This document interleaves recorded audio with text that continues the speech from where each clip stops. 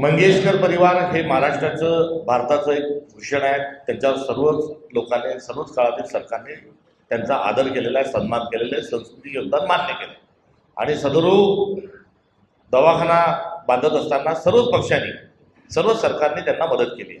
नेहरूजींनी ये मेरे वतन के लोगों कवी प्रदीपचं गीत गायल्यानंतर, लताजींनी गायल्यानंतर त्यांच्या डोळ्यातून अश्रू आले. त्यांनी लताजींना त्याच वेळेस त्या ठिकाणी बोलून सन्मानित केलं. तेव्हापासून तर जमीन देण्यापासून दवाखाना सुरू करण्याचं सर्व हे केलेलं आहे. मी भिसे परिवाराच्या कुटुंबाची भेट घेऊन आलो.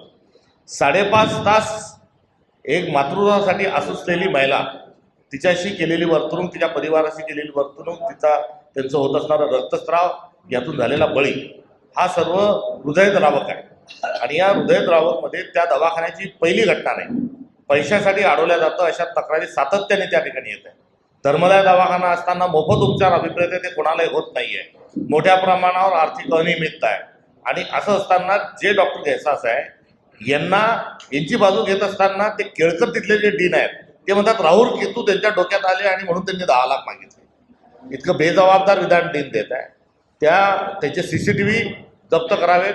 त्याचा CDR जो आहे, त्या भिसे जे आहेत त्या मृत महिलेचे पती की फोन लावले, फोन का नाही उचलले आणि गुन्हे दाखल व्हावेत, ते गुन्हेही दाखल करत नाही. सरकार त्याची पाठराखण करते. आणि मंगेशकर परिवाराला चांगलं काम करण्याकरता त्या ठिकाणी दिलेली सर्वच पक्षांनी त्या ठिकाणी केलेली मदत जी आहे, किंबहुना काँग्रेस आणि राष्ट्रवादींनी केलेली जी मदत आहे त्यातून उभा दवाखाना तो राहिला.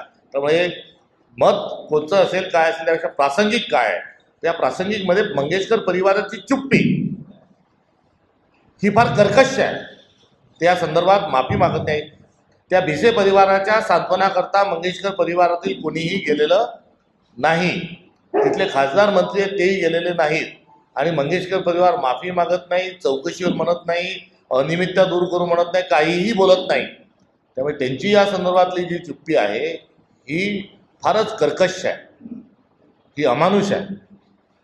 मी ही टिप्पणी यावर करेन.